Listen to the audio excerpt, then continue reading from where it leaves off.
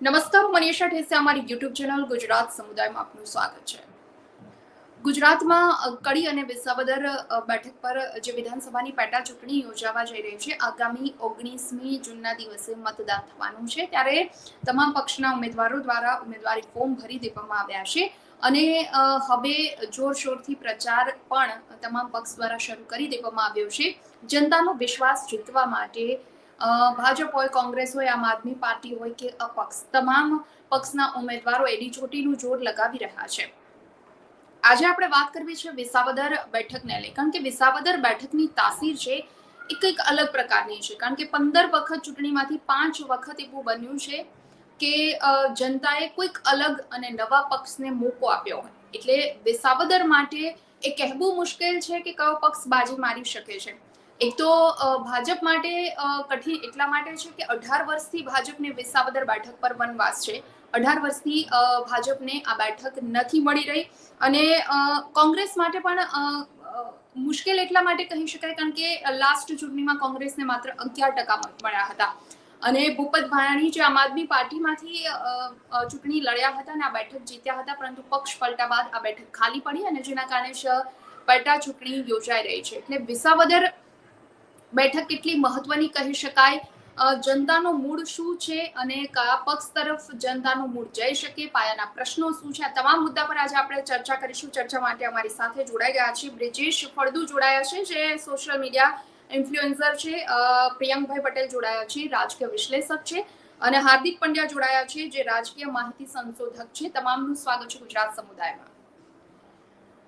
સૌથી પહેલા પ્રિયંકભાઈ આપને પૂછવા માંગીશ, શું લાગે છે વિસાવદર બેઠકને લઈ અત્યારે જે રાજકારણ થોડું ગરમાયું છે, ધમધમાટ શરૂ થયો છે ચૂંટણીને લઈ અને તમામ પક્ષો હવે મહેનતમાં લાગી ગયા છે કે તમામ પક્ષોને જનતાનો વિશ્વાસ જીતવો છે, આ બેઠક જીતવી છે?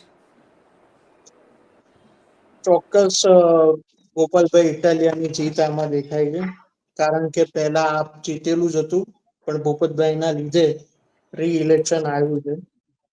અહીંયા વિસાવદરમાં ટ્રેન્ડ મોસ્ટલી 2012, 2017 ને 2022માં ભાજપ વિરોધી ટ્રેન્ડ દેખાઈ રહ્યો છે. હાલ કાંટાની ટક્કર ભાજપ અને આપ વચ્ચે છે, પણ આપ પહેલા જીતેલું છે 2022માં, ખાલી ઉમેદવાર બદલાયા છે અને પહેલા કરતા સારા ઉમેદવાર આવ્યા છે. ગઈ વખતે ભૂપત ભાયાણી એમના નામથી નથી જીત્યા, આમ આદમીના બેનરથી જીત્યા છે. આ ફેર આમ આદમીનું બેનર બી છે અને સારા ઉમેદવાર બી છે. રહી વાત કોંગ્રેસની, 2012માં 9% વોટ, 2022માં ખાલી 12% વોટ. 2017માં ભાજપને હરાવવા માટે પબ્લિકે હર્ષદ રીબડિયાને જીતાડેલા છે એવું લાગે છે. એટલે 100% આ ફેર ગોપાલભાઈ ઇટાલિયાની જીત હોય એવું દેખાય છે. આમ આદમી પાર્ટીની બી જીત છે અને ગોપાલભાઈ ઇટાલિયાની બી જીત છે. ઉમેદવાર બી મજબૂત છે અને પાર્ટી બી મજબૂત છે. બેયની જીત થવાની છે. અને ત્રીજો મોરચો ગુજરાતમાં હવે શું કહેવાય, જીતવાની શરૂઆત કરશે એવું લાગે છે. બિલકુલ બિલકુલ. એટલે આપના મતે આમ આદમી પાર્ટીની જીત તમને દેખાઈ રહી છે. બ્રિજેશભાઈ, શું લાગે છે અત્યારનું જે વાતાવરણ, જે માહોલ અને જનતાનો મિજાજ જોતા શું લાગે છે અને કઈ પાર્ટી માટે કઠિન રહેશે આ સફર? કઈ પાર્ટી માટે કઠિન રહેશે ઈ સવાલ તો છે ને કર્યા જેવો જ નથી, કારણ કે સૌથી વધુ કઠિન તો છે ભાજપને જ રહેવાનું છે. એનું કારણ છે આ લડાઈ જે આખી છે એ હવે 3 પક્ષની નથી રહી. હવે ગોપાલ ઇટાલિયા વિરુદ્ધ આખું ભાજપ છે ને એ ઉભું હોય ને એ રીતનો અત્યારે છે માહોલ છે એ જોવા મળી રહ્યો છે. એટલે સૌથી વધુ કઠિન છે એ સરવાળે નુકસાન છે એ ભાજપને જ છે આ ચૂંટણીમાં થવાનું છે. કદાચ જો જીતી જાય ગોપાલ ઇટાલિયા તો નુકસાન છે જ, પણ જો હારી જાય તો પણ જે ભાજપનું જે આંતરિક રાજકારણ છે એમાં પણ જે આ ચૂંટણીના લીધે છે ઘણી ખલેલ છે એ પહોંચી છે. એટલે એના માટે પણ છે ભાજપને છે આમાં કપરા ચઢાણ છે એ જોવા મળી રહ્યા છે. અને જે કોંગ્રેસ છે એ તો ક્યાંય છે આમાં અત્યારે છે એ મુદ્દામાં જ નથી, એટલે એની તો આપણે વાત જ નહીં કરીએ. કારણ કે બધી કોંગ્રેસ છે ગયા વખતે પણ એના છે 16,000 જેટલા વોટ મળ્યા હતા. એનો વોટ શેર એક તો ખૂબ તૂટી ગયો છે ને એ છે એ ક્યાંય અત્યારે છે જ નહીં, ખાલી એને નામ માત્ર છે ઉમેદવાર ઉભો રાખ્યો છે. એટલે જે આખી ચૂંટણી છે એ અત્યારે ગોપાલ ઇટાલિયા વર્સિસ આખું ભાજપ છે ઉભું હોય એટલે ભાજપને છે એ જાજુ છે એ કાઠું પડવાનું છે. કારણ કે જે ગોપાલ ઇટાલિયા છે આપણે જોતા આવ્યા કે એના 1.5 મહિના 2 મહિના પહેલાથી જે પ્રચાર ચાલુ કરી દીધો.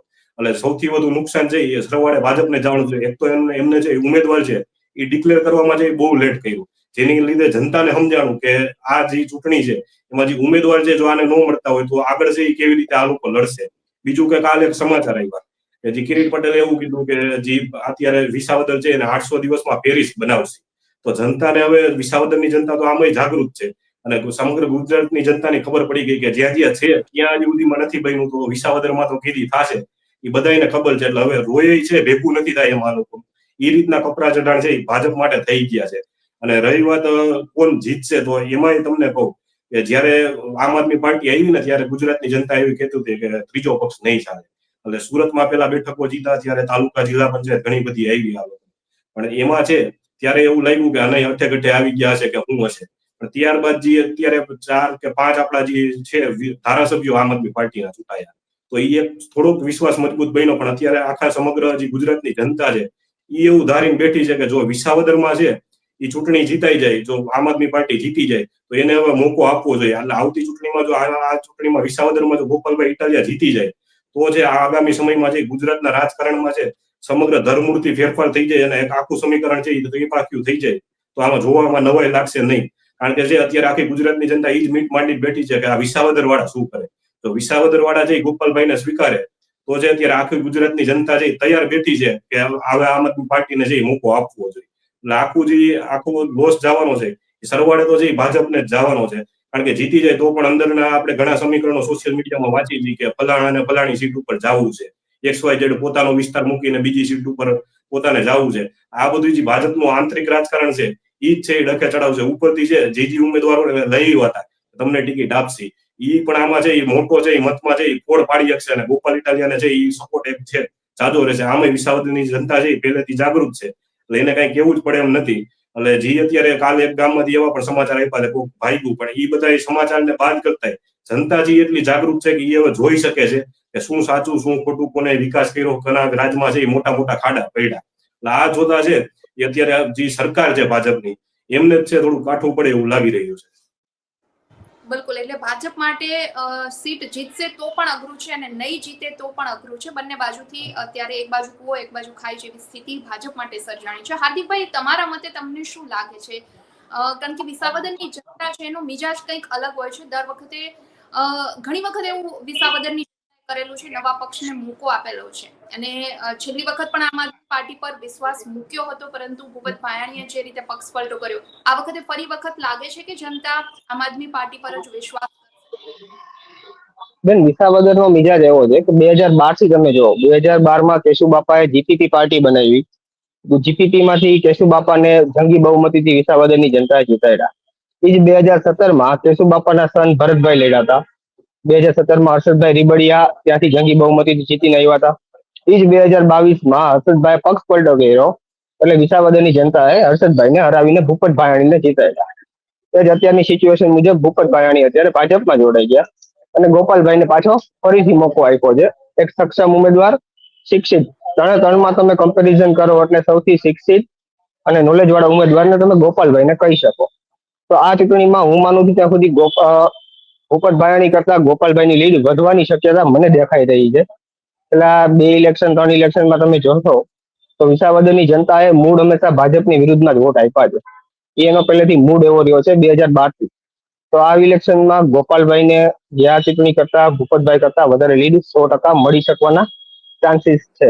અને 3 ઉમેદવારની તમે કમ્પેરિઝન કરો તો ગોપાલભાઈ અત્યારથી પ્રશ્ન ચાલુ કરી દીધા છે ખેડૂતના પ્રશ્ન ઉપાડવાના, જે સ્થાનિક મંડળીના લોનના પ્રશ્ન હોય, જમીન માપણીના હોય, ખાતરના હોય, તો એ ગોપાલભાઈ અત્યારથી એની સક્રિયતા બતાવીને ખેડૂતનો વિશ્વાસ 100% મને લાગે છે એ જીતીને જંગી બહુમતીથી વિસાવદર વિધાનસભા જીતી શકે છે.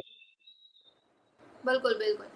પ્રિયંકભાઈ, શું લાગે છે કે તમામ લોકોનો મત અત્યારે એવો દેખાઈ રહ્યો છે કે આમ આદમી પાર્ટી જે છે ગોપાલ ઇટાલિયા જંગી બહુમતીથી જીતી શકે છે, પરંતુ ભૂતકાળમાં જે બનેલું છે છેલ્લી ચૂંટણી ગોપાલ ઇટાલિયા જે કતારગામથી લડ્યા અને જેમને 64,000 આસપાસ મતથી તેઓ કંઈક હાર્યા હતા, એટલે જનતાનો મિજાજ કંઈક અલગ દેખાતો હોય છે. સૌ કોઈને એવું લાગતું હોય છે કે પરિણામ આવું આવી શકે છે, પરંતુ ગુજરાતમાં એ સ્થિતિ પણ આપણે જોયેલી છે કે જે દેખાતું હોય છે એ પ્રકારના પરિણામ છેલ્લી ચૂંટણીમાં પણ નથી આવ્યા. તો એવું કંઈક અજુગતું પણ બની શકે. અજુગતું બની શકે છે, એ વાત સાચી છે મેડમ. પણ શહેરી એરિયામાં બીજેપી પોતાનું ફંડ લગાડી શકે, પૈસા લગાડીને જીતી શકે, હિન્દુ મુસલમાન કરાઈને બી જીતી શકે. ગામડામાં એ શક્ય નથી.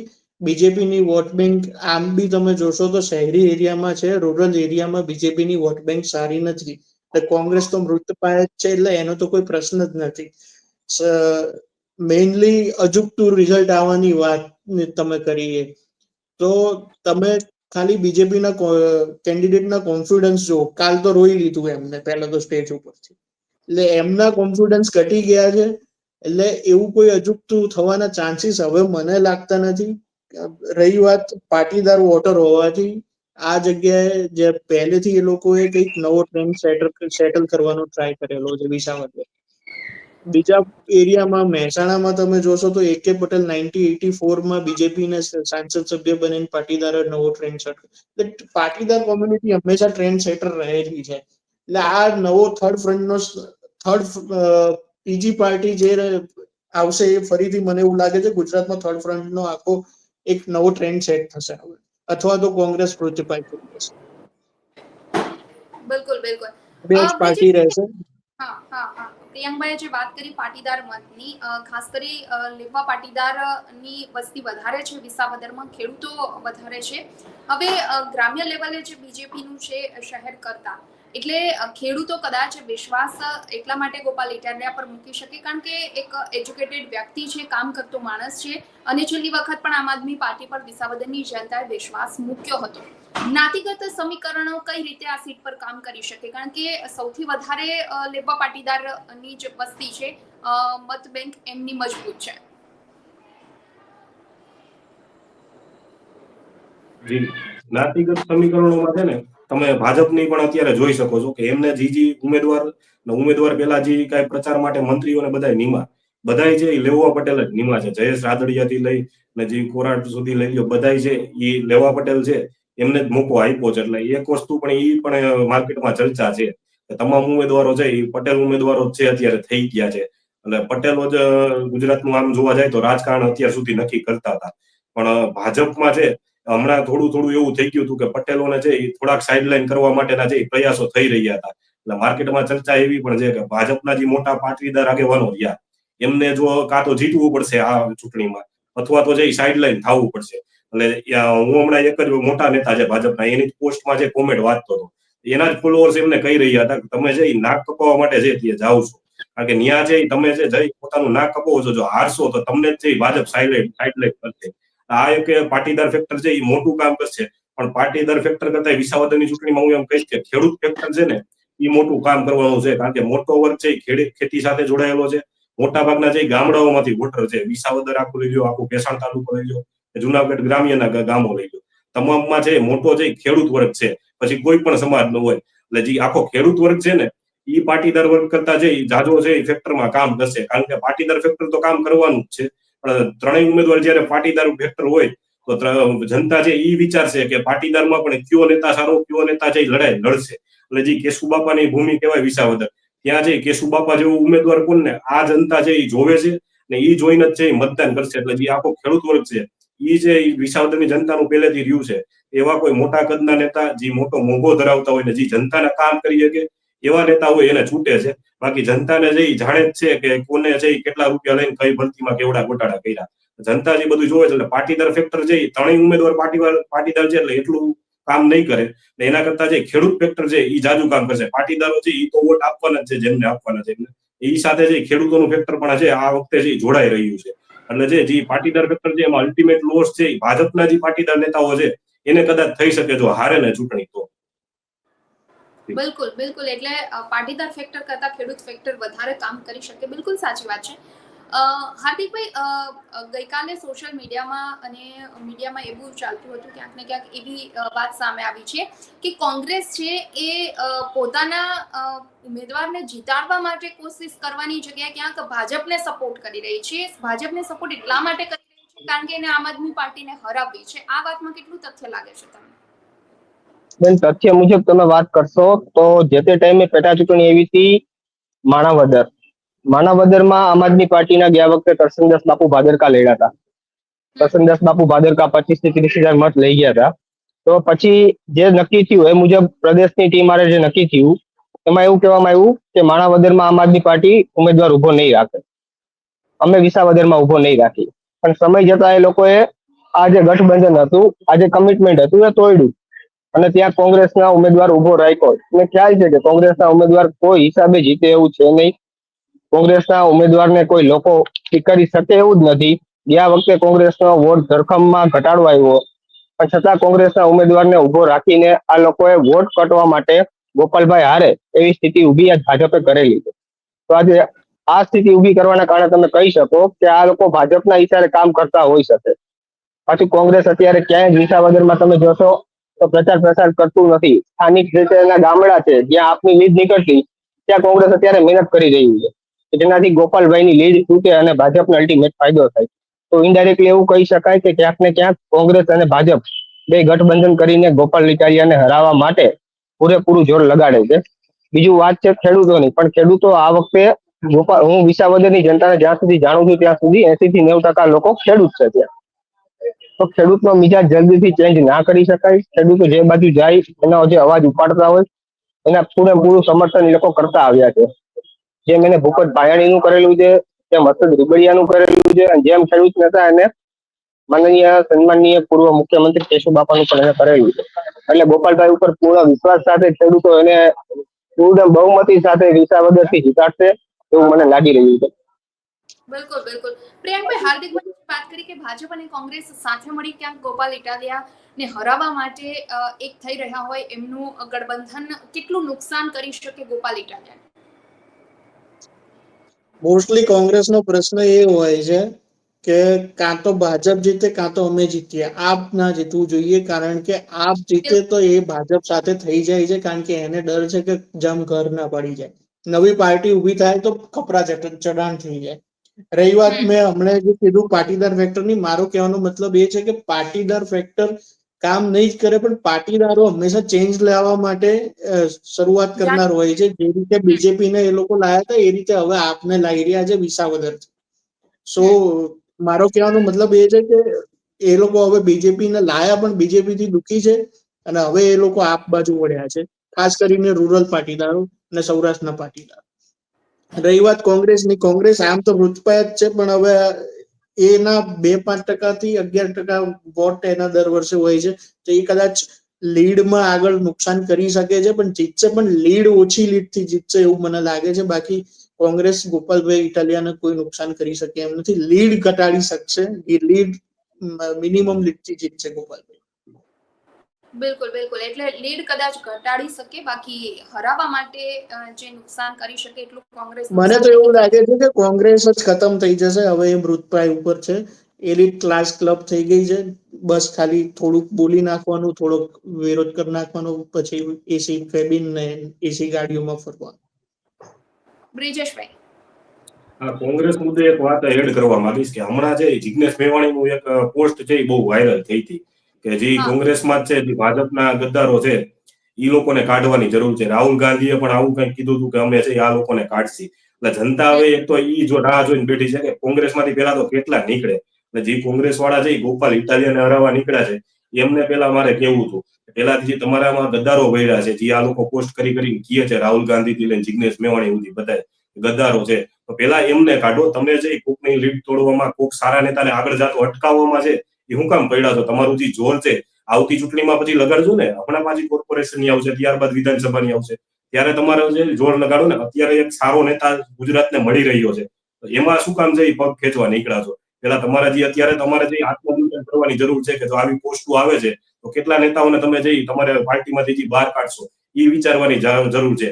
એટલે જે કોંગ્રેસ છે એ તો હાવ ખતમ જ થઈ ગઈ છે. એમાં જે અંદર જે ભાજપના લોકો છે એ લોકો પોતે સ્વીકારે છે, અને ભાજપમાં જે આંતરિક રાજકારણનો ડખો છે ઈ છે. આ બે જોતા છે અત્યારે આમ આદમી પાર્ટી છે એ સાફ સુથરી રીતે જે ઇલેક્શન છે આ લડી રહી છે, અને જનતા છે આ બધું જાણે છે. જી બિલકુલ બિલકુલ. હાર્દિકભાઈ, ગોપાલ ઇટાલિયાની જ્યારે વાત કરી રહ્યા છે કે એવું દેખાઈ રહ્યું છે કે ગોપાલ ઇટાલિયા આમ આદમી પાર્ટીમાંથી જીતશે.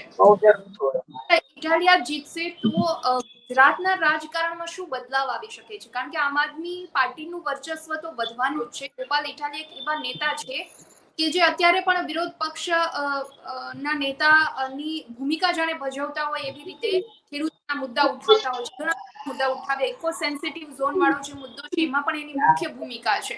ગોપાલ ઇટાલિયા ગયા તો તેમનું વર્ચસ્વ આમ આદમી પાર્ટીનું કેટલું વધી શકે છે? ગુજરાતના રાજકારણમાં શું બદલાવ આવી શકે છે?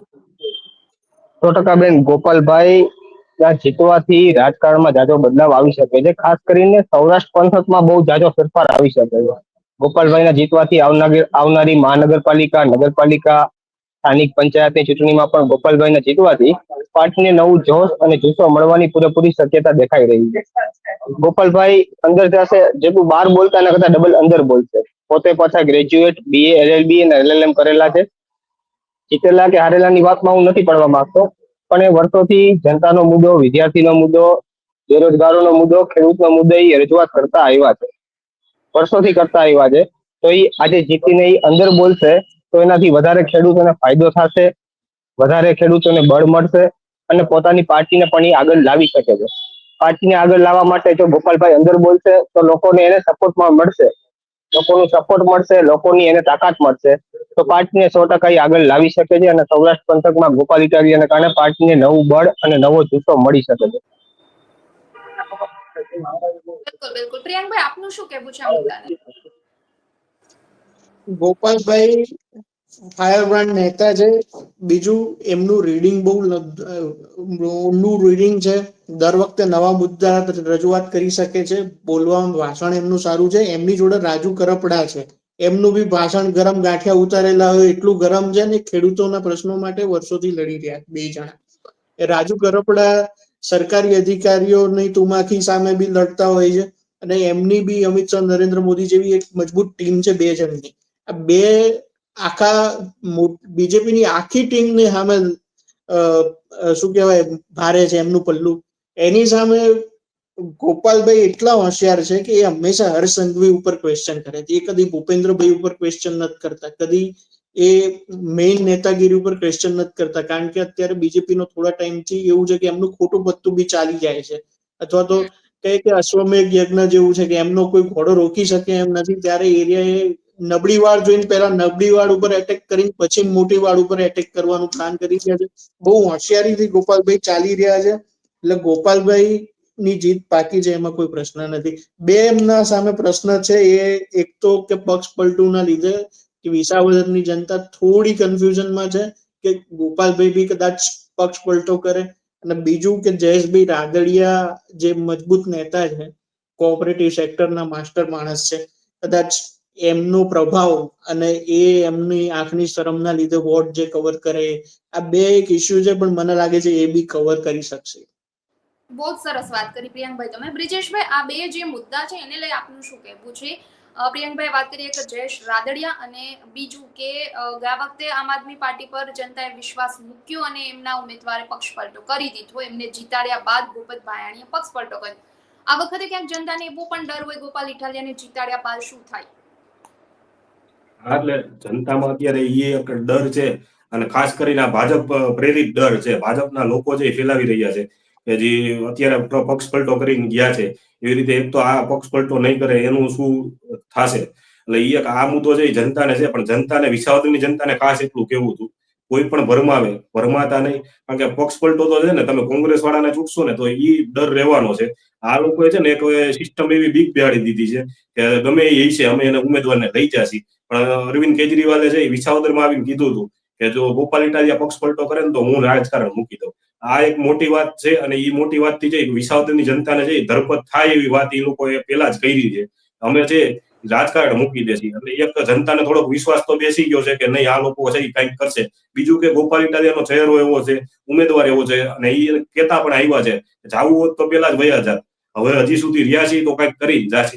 એટલે એક મોકો છે વિસાવદરની જનતા જો ગોપાલભાઈને આપે. પેલા તો વિસાવદરની જનતાને એ કેવું હતું કે કોઈ એમ કે વિકાસ નહીં થાય, તો આ લોકોએ ઉમે વિકાસ નથી કર્યો, તો તમારે 1.5 વર્ષ છે જોવામાં શું જાય, 1.5 વર્ષ પછી તો પાછી ચૂંટણી છે. ત્યારે છે પાછું જો આ લોકો વિકાસ ન કરે તો તમે ભાજપને બેસાડી શકો છો, એમાં કઈ વાંધો નથી. પણ 1.5 વર્ષનો ચાન્સ છે ગોપાલભાઈ માંગ્યો છે, અને મને લાગે છે વિસાવદરની જનતા પણ છે આપવા માંગે છે. થોડો ડર, થોડો ભ્રમ છે આ લોકો ફેલાવી રહ્યા છે એ 1.5 વર્ષ પૂરતું શું કરશે, આમ કરશે, તેમ કરશે. પણ એ બધું અત્યારે ભૂલા જેવું છે. કાંઈ નહીં કરે તો ખાલી લોકોનો અવાજ ઉપાડશે ને એટલી લોકોને જે ધરપત છે કે લોકોનો અવાજ છે એ ઉપાડી શકશે. બીજું એ કેવું હતું કે આ લોકો એક તંત્રનો ઉપયોગ છે એ કેટલો કરે એ જોવાનું રહેશે. કારણ કે અલગ અલગ ચૂંટણીઓમાં જોતા આવ્યો છે, એટલે દિલ્હીની ચૂંટણીમાં પણ જોયું, તંત્રના માધ્યમથી જે લોકોનો અવાજ દબાવી રહ્યા છે. પણ વિસાવદરનું જે પાછલું જોઈ રહ્યો છું એમાં એવું છે કે વિસાવદર છે એ તંત્રના ડરથી પણ છે ક્યારેય ડર્યું નથી. એટલે જે આ એક ફાયદો છે ગોપાલ ઇટાલિયાને મળશે. એ જે લોકો ભરમાણા છે થોડાક એ પણ છે બહાર આવે, લોકોને એવી અપીલ છે કે કોઈ ભરમાતા નહીં, ખાલી એક ગોપાલ ઇટાલિયા છે, એનો ચહેરો જોઈ અને જો તમે મતદાન કરશો તો પણ છે એ તમે જાજુ સમજી શકો છો એ ચહેરો કેવડો મોટો છે, અને જેને જાવું હોત તો પેલા જ વયા ગયા હોત.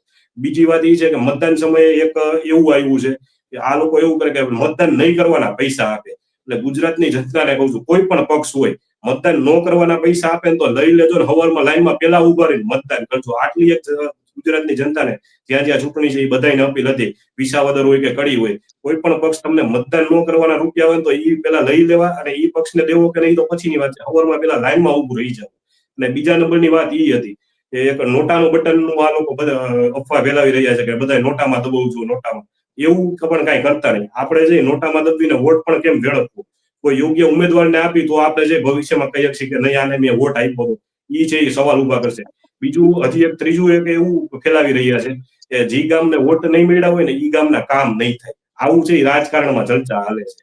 અમુક લોકો આની પેલા આવું અજમાવેલું પણ હતું કે કોઈ પણ નેતા પાસે જાય કોઈ સરપંચ તો એ ગામમાંથી વોટ ન મળ્યા હોય તો કામ ન કરે. તો આમાં પણ છે ખાસ ત્રણેય પાર્ટીઓ છે એ જાહેર કરવાની જરૂર છે કે કોના કામ થશે ને કોના નહીં થાય, જેથી કરીને જનતાને ખબર પડે કે 5-25 વોટ આપણા ઓછા રહી ગયા ને આપણું ગામ છે વિકાસમાં બાકી રહી જાય. આવું તો ક્યાંક નથી બનવાનું. એટલે ઘણા બધા મુદ્દાઓ છે, પણ જનતાને જે બધા છે ભ્રમિત કરવા માટે જે ઉભા કરવામાં આવ્યા છે, કામ નહીં થાય, તમને તમારે જે વોટ દેવા નથી જવાનું. ઘણા તો એવા મેં અહીંયા જોયા છે કે એને જે જાત્રામાં મોકલી દે બસું કરી. પણ તમામ જનતાને અપીલ હતી આવું કાંઈ છે ભરમાતા નહીં, એવી જાત્રામાં જાતા નહીં. જાત્રામાં 2 દી મોડા જાશો તો ચાલશે, પણ વોટ ખાસ કરજો. એટલે જો વોટિંગની ટકાવારી વધશે તો જ છે એ વિકાસ થશે, આટલું યાદ રાખજો. એટલે જે કઈ આ લોકો ભરમાવી રહ્યા છે કે નોટામાં દબવો કે વિકાસ નહીં થાય, એ તમામ વાતો છે હવે તો લોકો પણ સમજી રહ્યા છે સોશિયલ મીડિયાના માધ્યમથી ખાસ. કારણ કે મેઇન સ્ટ્રીમ મીડિયા છે એ ઓછું બતાવે છે. આવું હવે તો કોઈ એવું કહેતું જ નથી કે મતદાન કરવા જાતો, મેઇન સ્ટ્રીમ મીડિયા વાળા પણ. એટલે જે આ એક ખાસ અત્યારે જનતાને કેવું હતું કે આવી કોઈ પણ વાતો કોઈ પણ પક્ષ કરે એમાં ભરમાવાનું નથી થતું. બધાએ જે ફરજિયાત વોટિંગ કરવાનું થાય છે. જે આપણી દેશની લોકશાહી છે એ બધા બચાવવા માટે છે વોટિંગ જરૂરી છે. તો આવા કોઈ પણ ભ્રમમાં આવ્યા વગર છે એ વોટિંગ કરજો. અને વિસાવદરની જનતા આમાં ખાસ જાગૃત છે. એ ભલે દેખાડે કે અમે ભ્રમમાં આવ્યા, પણ એ લોકો આવ્યા ન હોય, ખરેખર વોટિંગ દર વખતે કરી દે છે. આ વખતે પણ એવું જ બને તો નવાઈ નહીં. ધન્યવાદ. બિલકુલ બિલકુલ બ્રિજેશભાઈ, એટલે દર ચૂંટણીમાં જે રીતે જનતાને ભરમાવવામાં આવતી હોય, સોશિયલ મીડિયાઓમાં જે અફવા ફેલાવવામાં આવતી હોય, એવું જ કંઈક અત્યારે વિસાવદર બેઠક માટે પણ થઈ જ રહ્યું છે. બીજી વાત કે વિકાસના કામોની જ્યારે વાત થઈ છે, હાર્દિકભાઈ, વિસાવદરના ખાસ કરી પાયાના પ્રશ્નો કયા છે? કોઈ પણ પક્ષ આવશે, કોઈ પણ નેતા ચૂંટાશે, એના માટે કયા કામ એવા રહેશે જે મહત્વના છે કે જનતાનો વિશ્વાસ જીત્યા બાદ એ કામ કરવા પડશે તેણે? વિસાવદરમાં ખાસ તો ખેડૂતને લગતા મુદ્દા ખૂબ જ તાજા પ્રમાણમાં છે. અત્યારે ખેડૂતને ખાતરના ભાવમાં ખાતરની સાથે ઓલી નેનોની બોટલ કમ્પલસરી લેવડાવે છે આ લોકો. આધાર કાર્ડ વગર ખાતર ન આપવું, આધાર કાર્ડ વગર તમે દારૂ સપ્લાય કરી શકો પણ આધાર કાર્ડ વગર તમે ખાતર ના આપી શકો. તો ખાતરના મુદ્દા છે. ત્યાંના સ્થાનિક રોડ રસ્તાના પડતા ખૂબ જ ગંભીર મુદ્દા છે. વિસાવદરમાં જેટલી રોડ સારા નથી. ગોપાલભાઈને ડિક્લેર કર્યા પછી મુખ્યમંત્રી ત્યાં 2 વાર આવીને નવું એક રોડનું 12 કરોડના ખર્ચે ત્યાં ઉદઘાટન કરી ગયા. એની પહેલા પણ એ તો કરી શકતા હતા, પણ ગોપાલભાઈ આવવાથી આટલો ફેર પડ્યો કે એ લોકોએ કામ ચાલુ કરી દીધા. ખાતરનામાં ખેડૂત પણ કોઈ પણ ખાતર લેવા જાય તો આધાર કાર્ડ વગર ખાતર આપતા નથી. ખાતર ફ્રીમાં આપવાનું હોય તો ખાતરની સાથે સાથે નેનોની ઓલી બોટલ કમ્પલસરી કરી નાખી, જેના 500-600 રૂપિયા ખેડૂત પાસેથી લેવામાં આવે છે. એક જાતનું ઉઘરાણું કહી શકો એને તમે. એક ખોટી રીતે ખેડૂતને હેરાન કરીને એની પાસેથી તોડ કરવાનું કામ આ લોકોએ ચાલુ કર્યું છે. તેના કારણે વિસાવદરની જનતા અને ખેડૂતમાં તાજો રોષ છે, અને એ રોષના કારણે ખેડૂતો આજે બદલાવ ઈચ્છી રહ્યા છે. કે અત્યારે ખેડૂતોને તમે કોઈ પણ પાસે જાઓ તો ખેડૂતને પાણી, ખાતર અને સ્થાનિક મામલતદાર કચેરીના પ્રશ્ન હોય છે. તેના કામ ન થતા હોય. ખેડૂતના કામ બહુ નાના એવા હોય છે. કઈક જમીનની માપણીના હોય, કઈક ખાતરના હોય, ક્યાંક બિયારણના હોય. એથી જાજુ ખેડૂતના કઈ કામ હોતા નથી. પણ ક્યાંક ને ક્યાંક આ સ્થાનિક ભાજપ સરકાર ત્યાંની આમાં નિષ્ફળ ગઈ છે. એના કારણે ખેડૂત એટલો નારાજ છે કે દર વખતે બદલાવ વિસાવદરની જનતા ઈચ્છે છે અને દર વખતે વિપક્ષને ચૂંટીને એ વિધાનસભામાં મોકલે છે. બિલકુલ બિલકુલ હાર્દિકભાઈ, પ્રિયંકભાઈ અને બ્રિજેશભાઈ, આપનો ખૂબ ખૂબ આભાર. આપનો કિંમતી સમય આપી અમારી સાથે ચર્ચામાં જોડાયા. તો જે પેટા ચૂંટણી તો ગુજરાતમાં અનેક વખત થતી જ હોય છે, પરંતુ આ વખતે કડી અને વિસાવદર બેઠક પરની પેટા ચૂંટણીની ચર્ચા એટલા માટે થઈ રહી છે, એમાં પણ વિસાવદર બેઠક કે જ્યાં ગોપાલ ઇટાલિયા આમ આદમી પાર્ટીમાંથી ચૂંટણી લડવાના છે અને જેનો ડર ક્યાંક ને ક્યાંક ભાજપ અને કોંગ્રેસ બંનેમાં અત્યારે ચોક્કસ દેખાઈ રહ્યો છે, કારણ કે જનતા દર વખતે જે પક્ષ પર વિશ્વાસ મૂકે છે, ગયા વખતે પણ આમ આદમી પાર્ટી પર વિશ્વાસ મૂક્યો છે અને આ વખતે ગોપાલ ઇટાલિયા એક એવા મજબૂત નેતા છે કે જેમણે અત્યાર સુધી અનેક પ્રશ્નો ઉઠાવ્યા છે. ખેડૂતોના હોય, ઇકો સેન્સિટિવ ઝોનના હોય, યુવાનોના હોય, હંમેશા તેઓ લડત આપતા જ રહ્યા છે. એટલે જનતા કદાચ એના પર વિશ્વાસ મૂકી પણ શકે. આ વખતે વિસાવદર બેઠકનું પરિણામ પણ કંઈક અલગ આવી શકે. પ્રિયંકભાઈ, છેલ્લે તમે કંઈક કહેવા માંગો છો? એક તો વિસાવદરના પ્રશ્નોમાં એક તો છે ને ભારતીય જનતા પાર્ટી હિન્દુ મુસલમાનના તોફાનોના પ્રશ્નો તો સોલ્વ કરી શકી છે, પણ સૌરાષ્ટ્રની અંદર એકબીજા જાતિઓ જે લડતી હોય એના પ્રશ્નો પોલીસ દ્વારા કે કોર્ટ ન્યાય દ્વારા સોલ્વ કરી નથી શકી. એટલે એક જાતિના બી પ્રશ્નો છે અને બીજું ખેડૂતોના પ્રશ્નો તો છે જ, કારણ કે 91માં જે આપણે આર્થિક ઉદારીકરણ લાયા એના લીધે શહેરો તો વિકસિત થઈ ગયા, પણ ગામડાઓ હજી ત્યાંના ત્યાં જ છે. ગામડાઓ તૂટ્યા છે. ગાય અને ગામડું બેને નુકસાન થયું છે, બે તૂટ્યા છે. તો આ બે ની જગ્યાએ ભાજપને નુકસાન થવાનું છે. બિલકુલ બિલકુલ, ખૂબ ખૂબ આભાર આપનો. તો જે રીતે આપણે વિસાવદર બેઠક પરની વાત કરી અને પાયાના પ્રશ્નો પણ જે છે કે જે પણ ઉમેદવાર જીતીને આવશે એમને એ કામ કરવા પડશે. પછી ખેડૂતોના કામ હોય, પાયાના પ્રશ્નોમાં રોડ રસ્તાના કામ હોય, કે પ્રિયંકભાઈ વાત કરી જ્ઞાતિની જ્ઞાતિની લડતોના જે પણ પ્રશ્નો હોય. ચર્ચામાં અત્યારે બસ આટલું જ. આવતીકાલે કોઈ નવા ટોપિક પર ચર્ચા કરીશું, પરંતુ આજની ડિબેટ જો આપને પસંદ આવી હોય તો વિડીયો લાઇક એન્ડ શેર કરવાનું ભૂલશો નહીં અને ખાસ અમારી ચેનલ ગુજરાત સમુદાયને સબસ્ક્રાઇબ કરી લેશો. નમસ્કાર. વિડીયો પસંદ આવ્યો હોય તો લાઇક એન્ડ શેર કરવાનું ભૂલશો નહીં અને ખાસ અમારી ચેનલ ગુજરાત સમુદાયને સબસ્ક્રાઇબ કરી લેશો. આવતીકાલે કોઈ નવા ટોપિક પર ચર્ચા કરીશું.